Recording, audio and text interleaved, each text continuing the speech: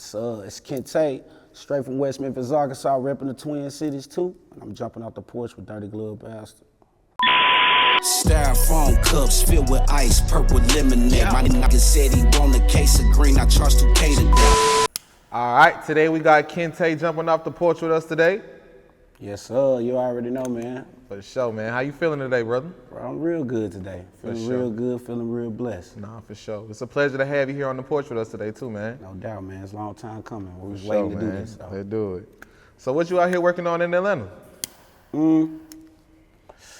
I got a couple things I'm touching with. I got a couple artists that I've been fucking with. My boy Trap Wholesale, I'm be chopping it, doing some business with him, D-Lo G. And then I'm out here for the Gas House Christmas party.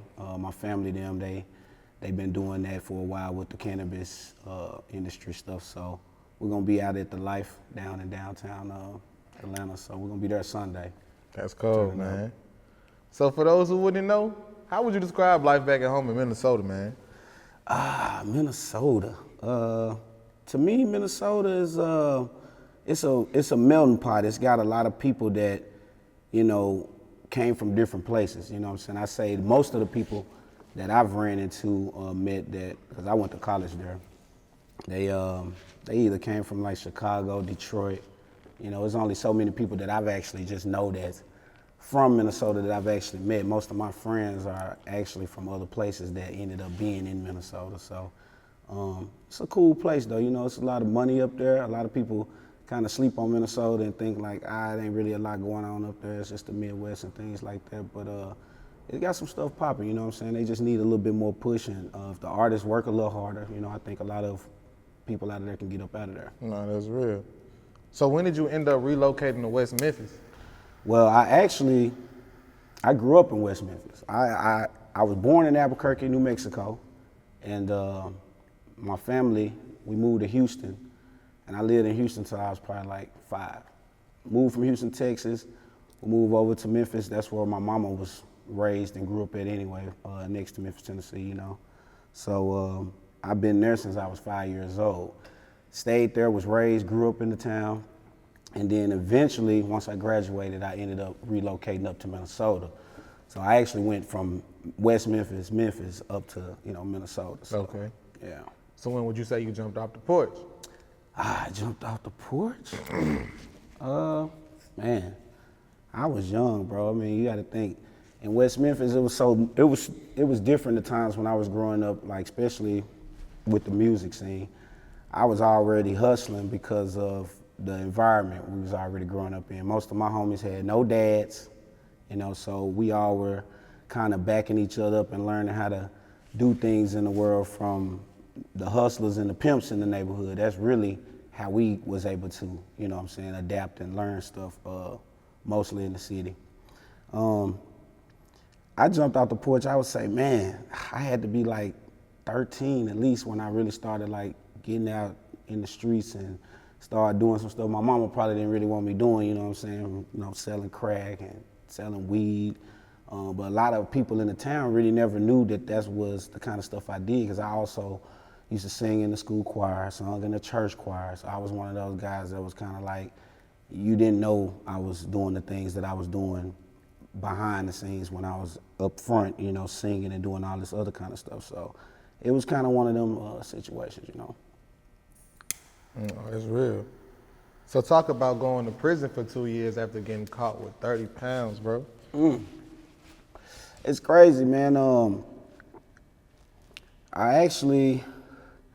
I didn't get caught with a full 30 pounds. It was a mixture of a bunch of stuff, you know. It was like vape pens and cartridges, wax. You know, I had a lot of weed as well. But the way they kind of structured it up in Minnesota, they made it where they were trying to really stick me and hit me with something harder, you know, and I had like firearms and stuff like that with me too. So, and it was my first real charge, and I ended up going to prison behind it, and it was weed. So it was kind of a wake-up check for me to look at what I was doing and try to change.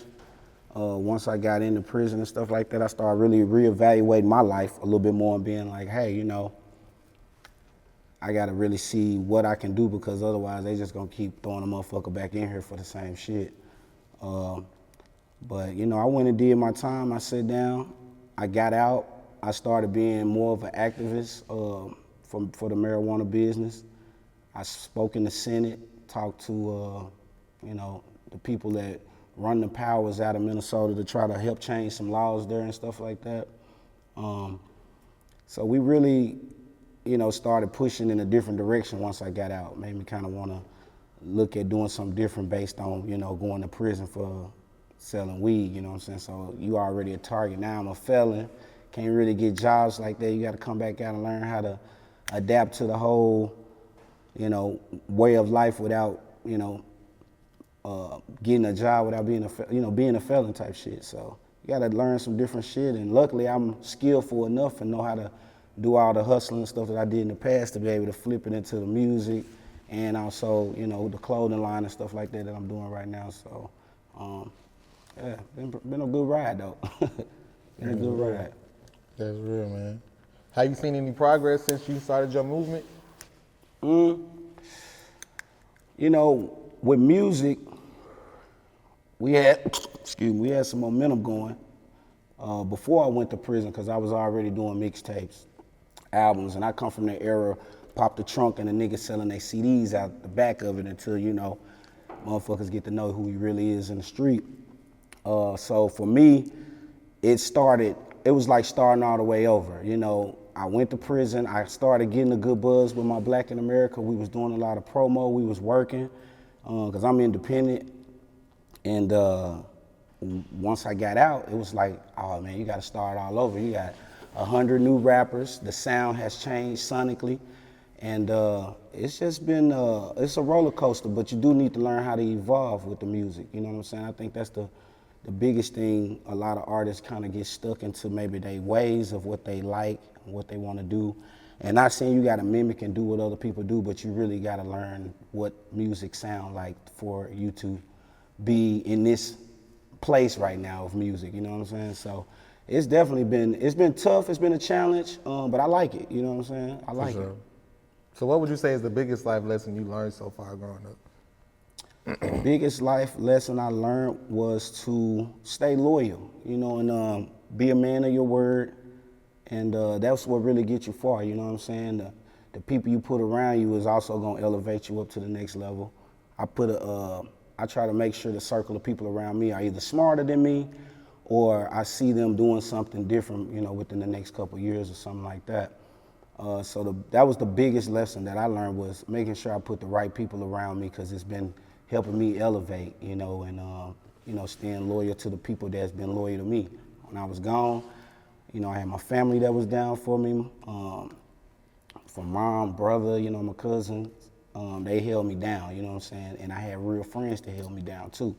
So with that, I think that's the biggest life lesson I learned. I'm gonna keep building with great people and putting them in my circle, and that's kind of the way to go, I would say. That's real. So when would you say you started to make music? Wow. I actually started doing music when I was about 9 years old. My mom always was into singing, and, you know, I mean, she's a bigger entertainer than me, and it just, you know, trickled down to me. I don't even know if that's a word, but it basically fell into my lap to where I love music as well. And my whole family has kind of been involved in music in some kind of way, from the radio aspect of things to television and different stuff like that. And my mom's been in bands. And like I said, for me, I started singing 9. I was in the church choir. Singing in the church choir, rapping, doing crisscrossing talent shows with my cousin Lucky. Shout out to him in Memphis.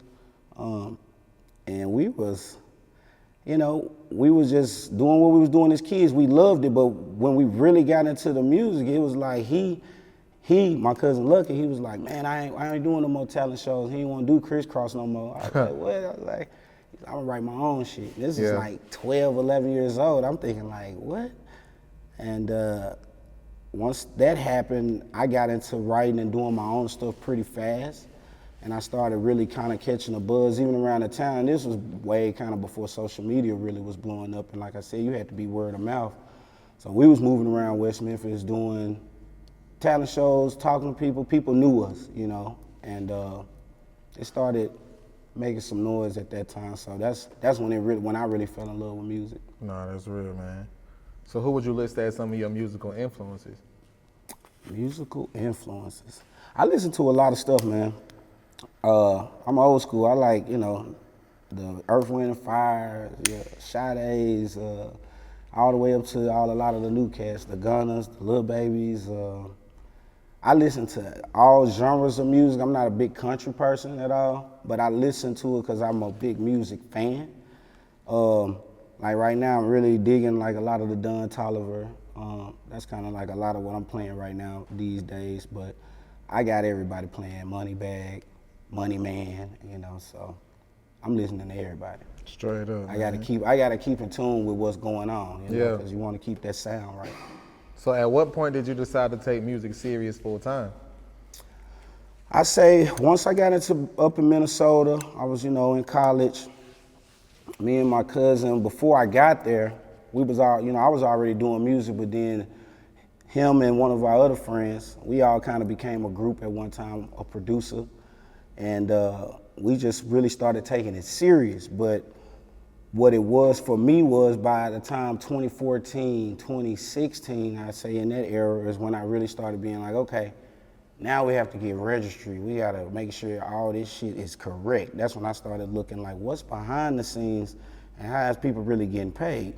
You know, so that's when I started being like, okay, so this is how you register a song. This is how you submit it to these people. This is how you do these things. So around that time, 2014, 2016, when I put my first real album out, it's called This Music to Me. It's on all the platforms. Is when I really, you know, got serious so I can start seeing some money from it, like, you know, what's going on. And I did see some money. I didn't see a lot, but I saw some, and it let me know that, okay, I can really do this, you know, at a higher level if I just push harder, so.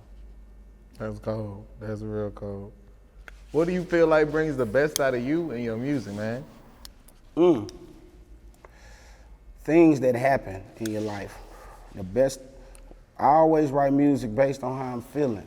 So if somebody, I can be listening to a beat and just kind of maybe what I'm going through that day at that moment. I think that's the best music that you can put out is when you just giving it right from your heart and it's not something that's fake. And you, especially when you're hungry. When you listen to all the artists and you really like them, it usually be when they at their beginning stage because they giving you that heart. You can tell they hungry. You know what they want, and then, like, a lot of times people fade away from that, and that's when people don't like them no more, or they get too famous per se or whatever. But I think if you can keep, you know, energizing yourself to however you felt when you was hungry, you was down, you was out, you was hurt, you're gonna be motivated to come up with some good music, you know what I'm saying? And nowadays, I won't say it's not good music because it just changed. I always tell people I don't want to be like, you know, the music nowadays just suck and they ain't talking about nothing, but it just changed. And if you listen, some of them may be saying some stuff, some of them might not be to you. But I think you got to be able to dig in, and I always give a person their background. That to me was what made music what it is. You knew the rapper, like, man, that nigga really a hustler, or, you know, that nigga really do this. So when it was like that, that's when I believe, you know, people be like, yeah, that's some real shit. But, you know, if you don't, nowadays, you don't even really got to be anything you talking about in music. I feel like it, and people will like it, you know, if it sound good. And nothing's wrong with that, you know what I'm saying? That's the era we in now, you know, it's okay. For sure. So what's your current thoughts on the rap game overall? Right now, I think that it's in a different space. It's elevating. You got a lot of young guys that's hungry, you know what I'm saying, including myself. I think we're in an era where if you push harder than the next person, you will shine. You will get out there. And that's the thing about it. I think everybody has that opportunity to not be waiting for a DJ or waiting for an A&R or anybody. Just put your shit out there. It don't matter. And keep pushing. It don't matter who don't like it. The ones who do like it, they gonna keep building them small blocks and keep going. I think that's it, you know, for the most part, as far as when it comes to that, you know, where the music at, where is it right now, you know. I like the climate though, I do. Why do you think people overlook the talent coming out of Minnesota? Because I think we don't push as hard as some artists maybe in other places, you know. I don't know if it's because almost 8 to 6, 7 months out of the year is cold as hell up there, you know, but people, it's kind of small, and you can learn the circle up there if people use the people around each other. But I think sometimes people have this feeling of, he messed with such, so I don't want to fuck with him, or this or that. And it's too much of competition in a little ass area. They're not competing against the rest of the world. It's too many people saying who the hottest in the Twin Cities. That's not what's up. You know what I'm saying? Like, I don't give a damn about who the hottest. I want to be the hottest in the world. I want to be heard everywhere, not just in the Twin Cities. So I think it's so much of that going on, and people not really being able to understand that's just a little speck of the world, and you have this big ass aspect of the world that you need to really be focusing on and paying attention to and push, and you can get probably heard up out of there. And you just need more support. Like I said, it's a melting pot. So it ain't enough people to bag up Kente. You know, I might have my 30, 50, 100 people, you know, rocking with me, but then those 30, 50, 100 people, you know, they might have a couple other cats they like, well, we rock with Buddy, you know what I'm saying? But it's a mixture, man. It's a mixture of, you know, what's going on there, and it's kind of hard to narrow down what it is, but they do need to push one guy to get them up out of there, you know what I'm saying? There's a lot of guys doing their thing.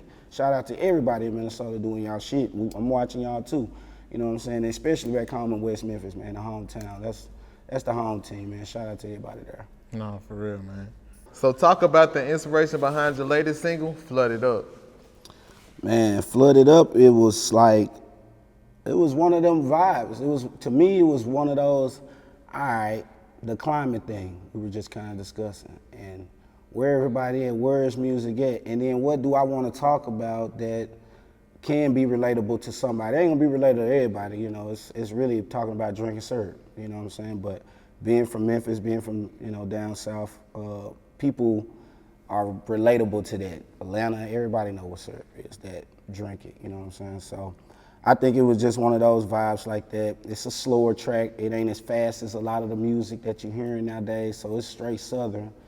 And that's kind of where I was going with it. I wasn't really trying to impress too many people. It was really just a vibe to get the people that like this kind of shit and they want to fuck with it. So that's what gave me that inspiration. That's real. Shout out to Bolito too, man, who shot the video, man. So what should listeners expect from your upcoming project?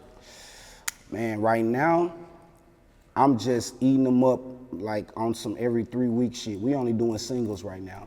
When I was in prison, I literally wrote a lot of stuff because prior to that, I never wrote. I just spit in front of the mic or whatever. I wrote before in my past, but it was an era where like my first 2 albums, I didn't write any of that. I just went and spit on the mic. Yeah. So when I was in prison, I was writing a whole lot. And once I came home, obviously, the climate of music changed. So I had to figure out, how do I want to put out the tracks? And I started talking to people that's been helping me for a while. Shout out to Rich, Emmett, Mike. They kind of sat back with me from Stop House and was just giving me some knowledge on where you need to, how to put it out. And this is free game for any of y'all rappers that don't know, or y'all might know.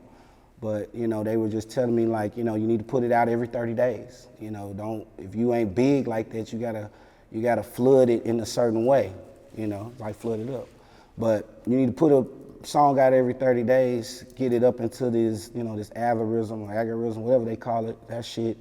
So then you could build up and get on these playlistings without trying to pay somebody in certain things. So it's ways to get into it and actually blow up as an independent artist, but you gotta stay consistent and make sure you're doing everything right, you know what I'm saying? So if you putting these songs out every 4 weeks, eventually you will get on the playlist. It's not a guarantee, but if you're putting out good material, you got all your T's crossed and your I's dotted, everything all set there, then you able to do it. But you can't put a song out, it ain't registered, you ain't got no cover work, you ain't got the title, the data for the metal base so people can see the shit and expect you to ever go somewhere or people to want to help you. That's really the start of it, is getting all that shit in order. Once you could do that, even if you got a trash song and you pushing, somebody gonna probably fuck with you because you got that shit in order though. Mm-hmm. Oh, that nigga already got his shit registered, he got, you know.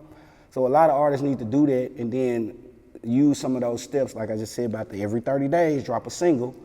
Every 30 days, put something out, push it through DistroKid, push it through United Masters, whoever y'all, you know, fuck with, TuneCore, it's a bunch of distributors that y'all can go and fuck with, so, you know, if y'all ain't fucking with them, you know what I'm saying, but that's just something to help y'all and keep y'all going on y'all independent shit, man, because people don't really need nobody. It's just about how you do it and being consistent. Straight up, man.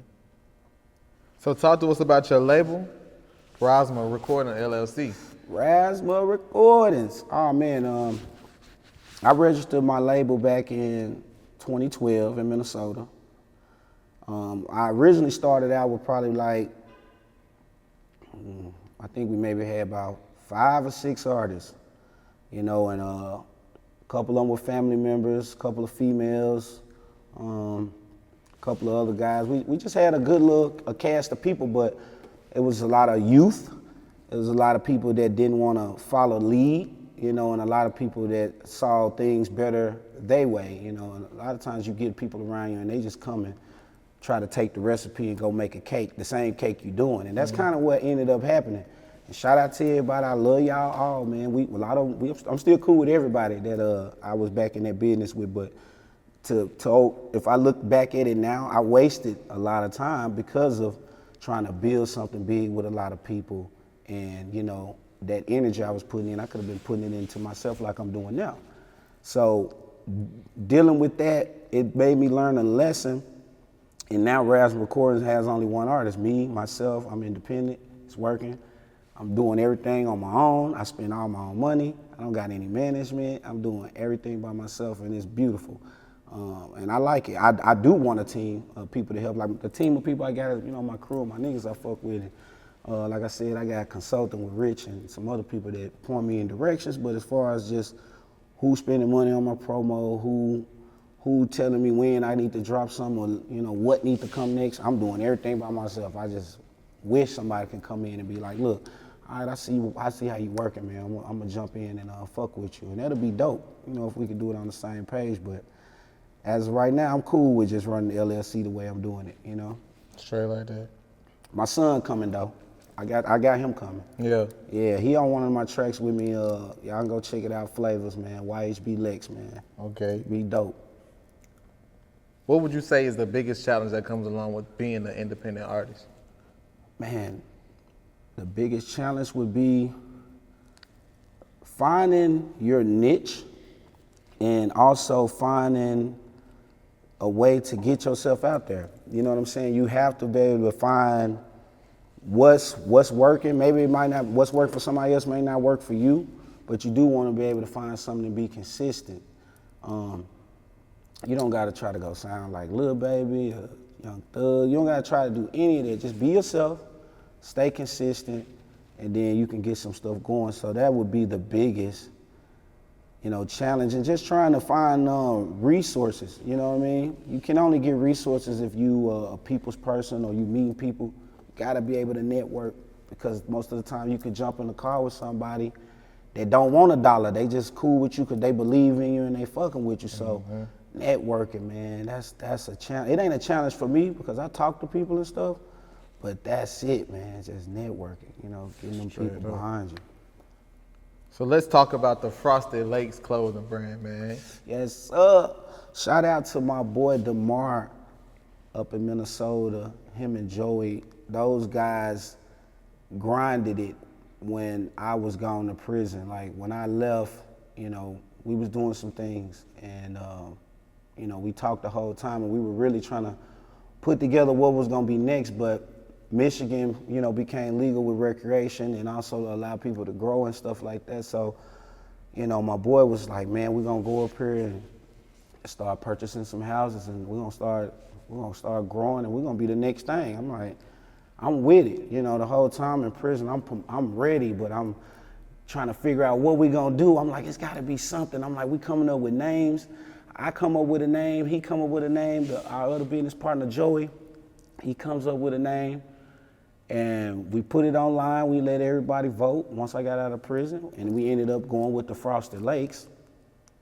And that's when we turned, you know, the brand into clothing. So we already started to grow and all this stuff up in Michigan. And it's a couple of gray areas and spots that we're trying to get all the way situated. But until the meantime, I said, you know, we're gonna do this clothing stuff. That way, by the time we get everything lined up in Michigan, which probably finna happen in the next like month or two, by the time this interview's showing, it'll probably be all the way in effect with the grow license and everything. We'll be able to have a flagship store and, you know, be able to grow the marijuana, sell it to people, clean, good product, and sell clothes and stuff like that, the merch. And it kind of just took off because who don't like weed? And we are really from a tree of the cookie brand, Burner. And that's the reason why you kind of seeing these backpacks and stuff, because these my people shit. Shout out to Splash Damage, Gas House, Monica Bow, Felix, Kingston, everybody doing their thing, man. They already work with cookies, you know, and that's a branch of what we a branch of because of my family being Gas House and stuff like that. So I'm learning a lot of stuff that they do. They design backpacks, clothes. You know, they got the Pluto, the best weed in the world right now. Number one, you hear all the rappers talking about it. You know what I'm saying? So we already in the right line. We just trying to line everything up, and they go back to that networking thing I was talking about, you know. But me being family is one thing, but you still got to be about your business because you got a lot of family that ain't on shit, you know. So just because I'm some kin to somebody, that don't mean, you know, they're going to put you in the light. You still got to go do some work, you know what I'm saying? So it's a blessing for us, man, and we really trying to take Frosted Lakes to the next level and be just like a Cookies or a Gas House. You know what I'm saying? These black and brown brands, y'all know that. So that's what we promote from the clothes all the way down, you know. So. No, that's real. Fuck with that, for sure. So what else you working on right now, man? Man, besides the clothes, the music, you know, I've always been big into like stocks and stuff like that. I educated myself into that before I went to prison. And when I came home, I really started digging back up into it with the crypto and just learning a lot of stuff like that. So I want everybody to go educate themselves on that type of stuff. If you don't know a lot, and it's not I'm a learn it all today thing. That's why I try to tell people with stocks, it's an ongoing learning stuff, but you will start to learn patterns and learn when to put your money in stuff, when to take it out, and learn what you're really doing. Are you trying to put money up and let it sit and grow? Are you trying to be a penny hustler that put some stuff in, you want to see if you're going to make some quick jank, you know? So it depends on where you want to be at with that type of stuff. But that's what I've been doing a lot of because I know that's where money going. I don't know if the dollar ain't going to never disappear because gangsters going to hold it forever anyway. But the crypto is where it's going to be at, you know what I'm saying? So I advise everybody to jump into that. You know, you see Money Man taking these deals and shit. That shit's for real, motherfuckers. They not just doing it for no reason. They know what's next. You know, that million probably turn into, I don't even want to say what it might turn. You see what I'm saying? Because we just don't know. We just don't know, man. No, that's real. Any last words and shout outs? Man, shout out to my kids, first of all. My mama, family, love all y'all. Everybody that been supporting me, you know what I'm saying, from the town, everybody that's been supporting the clothes. It's so many people, I can't even try to name folks because I'm gonna leave some folks out. So just on the real, man, I just wanna say thanks to everybody, man. Everybody who, like I said, been supporting the music, sharing the shit, downloading, keep doing it, man. We is not finna stop, man. It's just the beginning. So you been seeing Kente, man, and we jumping off the Porch today with Dirty Glove Bastard. For sure, gang. Appreciate you having me today. Styrofoam cups filled with ice, purple lemonade. My nigga said he want a case of green. I charged 2K today. I just hit for 40 bands.